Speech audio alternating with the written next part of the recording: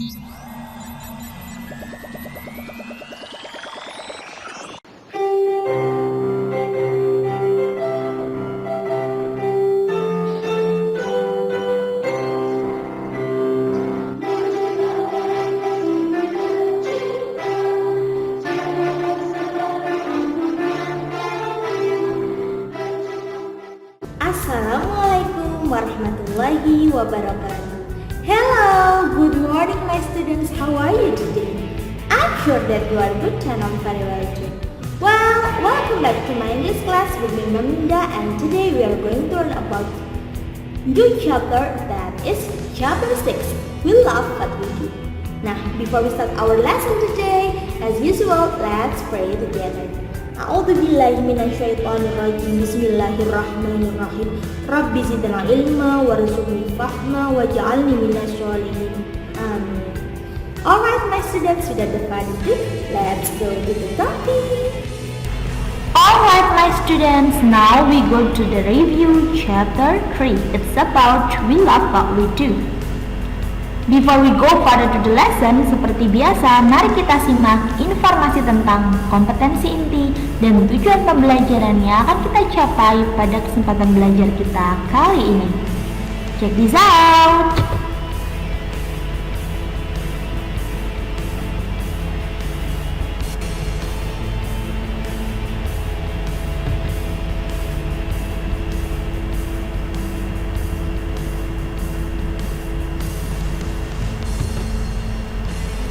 My students, in this chapter we will discuss about first, job and occupation, yaitu pekerjaan, and then the second is about simple present.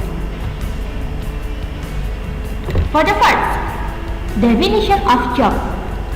Job is an activity often regular and often performed in exchange for payment or for a living.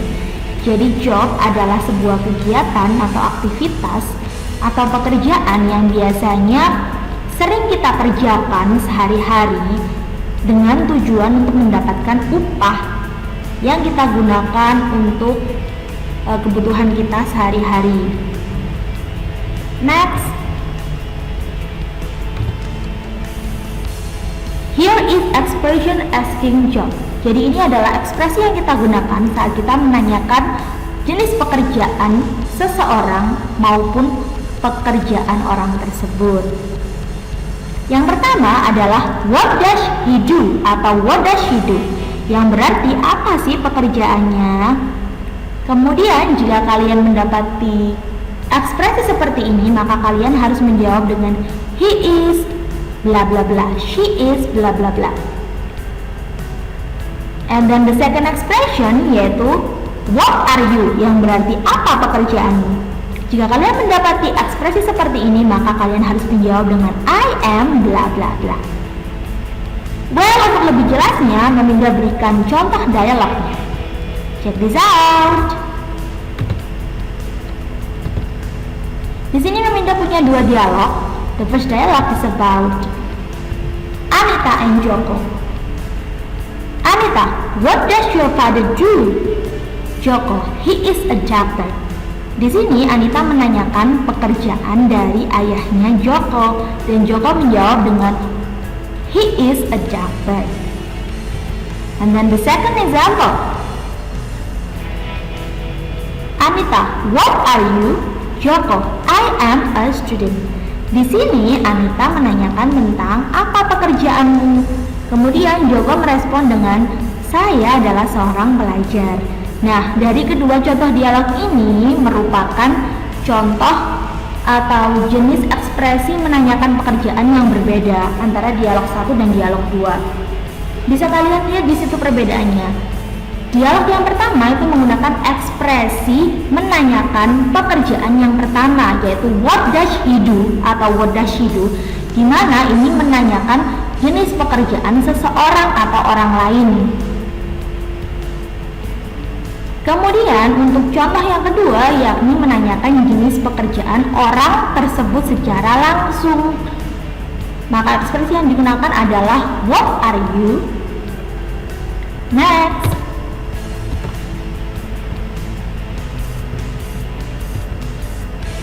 Nah, berikut ini adalah kinds vocabulary of job. Jadi ini adalah macam-macam atau jenis-jenis pekerjaan dalam bahasa Inggris yang bisa kalian amati. Di situ ada accountant, yaitu akuntan, kemudian ada barber, yaitu tukang salon atau tukang potong rambut ya biasanya. Ada barman, yakni yang bekerja di bar. Ada builder, yaitu kuli atau semacam tukang ya, tukang bangunan. Kemudian ada butcher, ada chef, ada cashier, ada dentist, ada engineer, fireman, doctor, judge, ada hairdresser, ada lawyer, ada optician, ada nurse, policeman, postman, reporter, scientist, vet, plumber, waiter or waitress, and then carpenter. Dan masih banyak lagi jenis-jenis pekerjaan yang ada di dunia ini.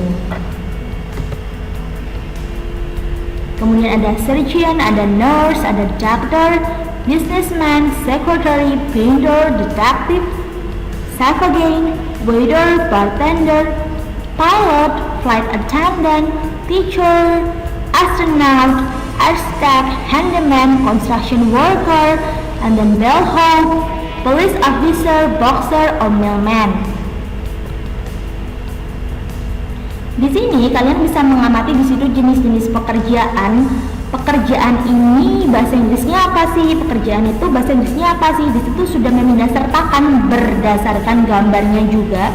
Jadi kalian tidak perlu bingung arti dari pekerjaan tersebut karena di situ ada gambarnya juga. Kalian bisa mengamati di situ dan kalian bisa menyimpulkan di situ bahwa gambar ini berarti jenis pekerjaannya seperti ini.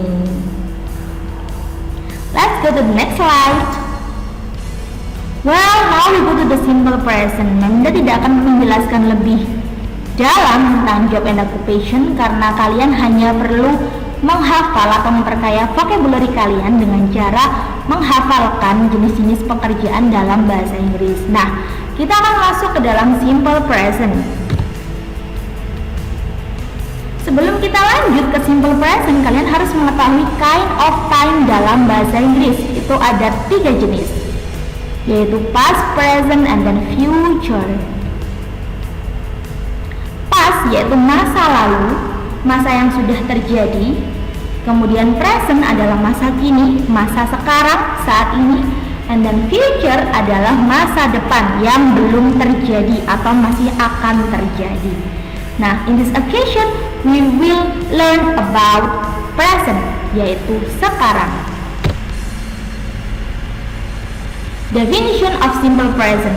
So, simple present tense is the kinds of tenses which is used to talk about activity that happen now and repeated actions or events, permanent states, or things which are always true.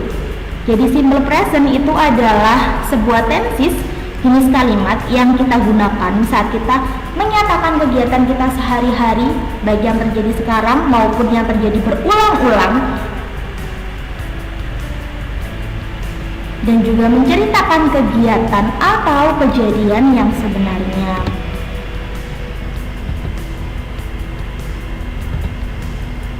And the function of simple present, there are 3 function of simple present. The first is about habitual action, yaitu kegiatan yang berulang-ulang atau kebiasaan sehari-hari. Kemudian the second is about imperative or prohibition, sebuah kata perintah atau larangan. Kemudian and the last one is about general truth, yaitu kejadian atau kebenaran.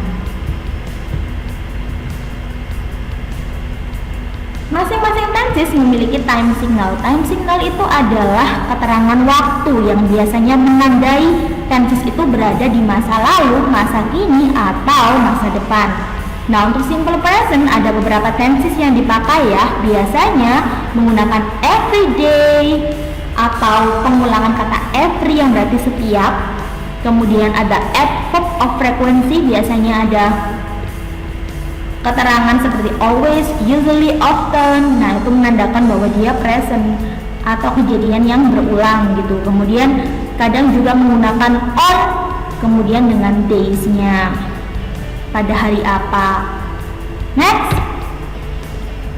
Nah, sebelum kita lanjutkan ke formula dari simple present, nah penting buat kalian untuk mengingat kembali tentang subject in English. Jadi ada 7 subjek dalam bahasa Inggris. There are I, we, you, they, he, she, it. Nah, ini harus kalian hafal di luar kepala kalian. Kenapa? Karena ini merupakan part terpenting ketika kalian belajar sebuah tenses, terutama simple present.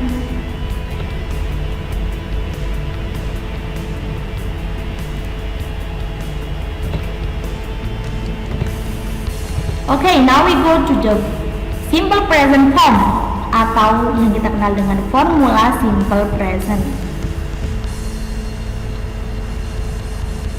Oke, di sini Mamila sudah membagi menjadi 2 kategori, yaitu dalam kategori to be dan juga verbal, yakni bentuk simple present untuk to be dan juga untuk verbal simple present. Nah, di situ sudah ada rumusnya. Ingat anak-anak bahwa setiap kalian belajar tenses itu kalian mengenal 3 jenis kalimat, di mana kalimat itu adalah bentuk positive form, yaitu kalimat positif, kemudian negative form atau kalimat negatif, dan yang terakhir adalah interrogative form atau kalimat tanya. Nah, kalian bisa lihat contohnya di situ. Untuk verbal itu rumusnya subject plus verb 1, ada tambahan s atau es jika subjeknya he, she, it, dan tidak ada tambahan s atau es jika subjeknya I, you, we, they. For example, Dika eats banana. Karena di situ subjeknya Dika, kata gantinya adalah he, dia laki-laki, maka untuk verbnya, untuk it-nya ada tambahan s-nya. Kemudian untuk bentuk nominal, positif, kalimat positif, subjek to be, kemudian adjective atau noun, kata sifat atau kata benda. Contohnya di situ adalah I am a teacher. Di situ subjek yang dipakai adalah I, maka to be yang dipakai adalah to be am. Kemudian ditambahkan dengan kata benda atau noun di situ. Remember bahwa to be itu selalu diikuti dengan kata benda maupun adjektif atau adverb ya.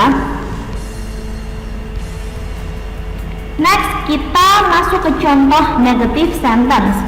Sama di situ ada bentuk verbal dan juga ada nominal. Untuk yang verbal, kalimat negatifnya rumusnya adalah subject plus do or does not plus verb 1. Contoh kalimatnya adalah I do not come to school today. Di situ kalimat subjek atau yang dipakai adalah I, maka to be maka kata bantu yang dipakai untuk kalimat negatif adalah do not. Do not adalah kata bantu yang dipakai untuk subjek I, you, we, they, kemudian does not adalah kata bantu yang dipakai untuk subjek he, she, it untuk kalimat negatif. Kemudian untuk nominal ini lebih mudah ya, karena kalian hanya menambahkan not di belakang to be, kemudian ditambahkan dengan adjective atau noun. For example, they are not students. Kemudian kita beralih ke kalimat interrogatif. Sama, ada jenis verbal dan juga ada jenis nominal untuk kalimat ya.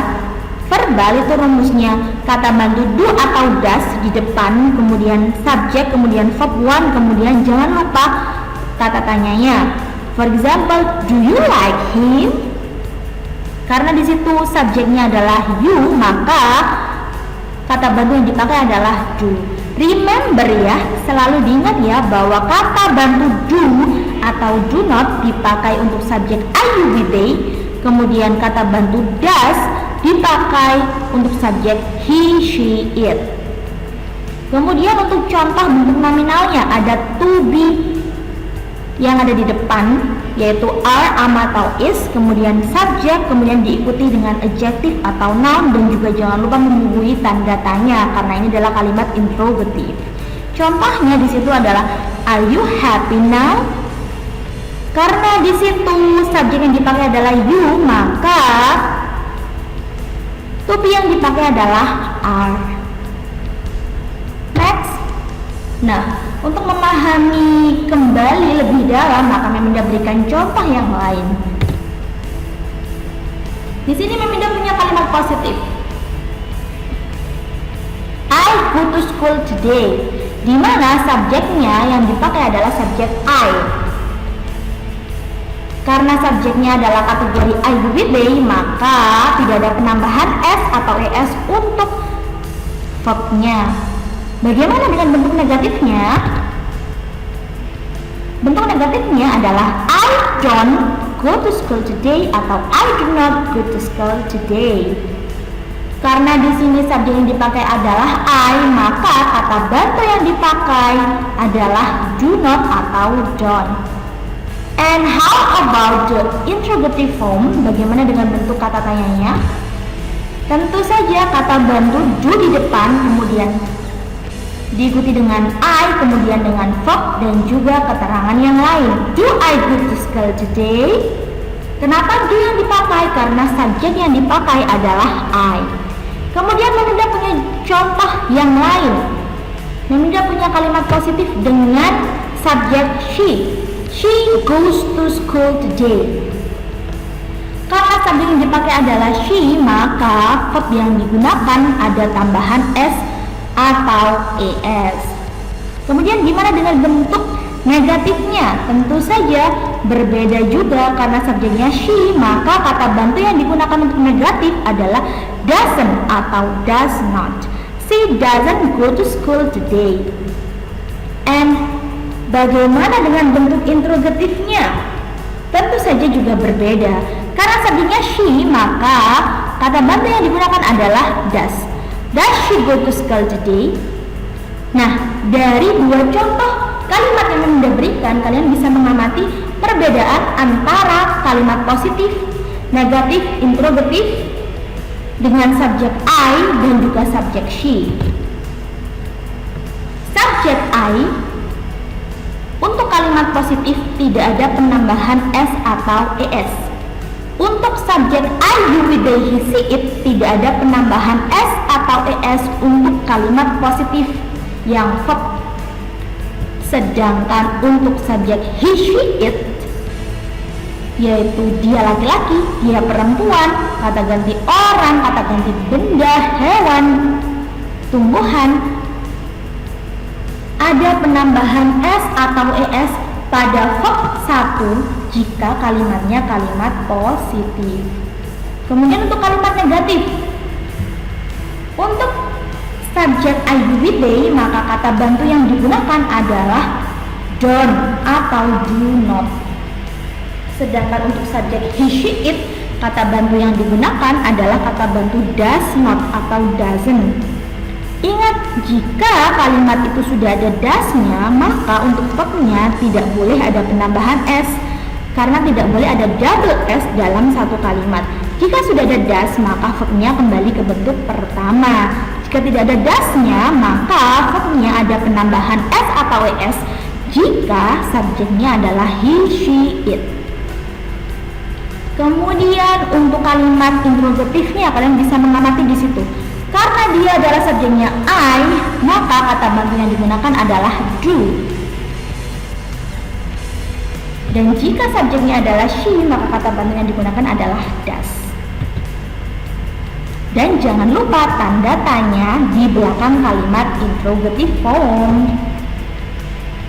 Alright, I think it's enough for today. Thank you for further information. If you have any question, please visit nindasetiana@gmail.com. Well, my students, because time is up today, so we have to end up our section. Let's praise to Allah by reciting doa. A'udzu billahi minasyaitonir rajim. Bismillahirrahmanirrahim. Allahumma inni astaudiuka ma 'allamtanihi fardudhu ilayya inda hajati wa la tansanihi ya rabbal alamin. Amin. Okay, thank you for your nice attention. Thank you for watching my video and see you. Wassalamualaikum warahmatullahi wabarakatuh.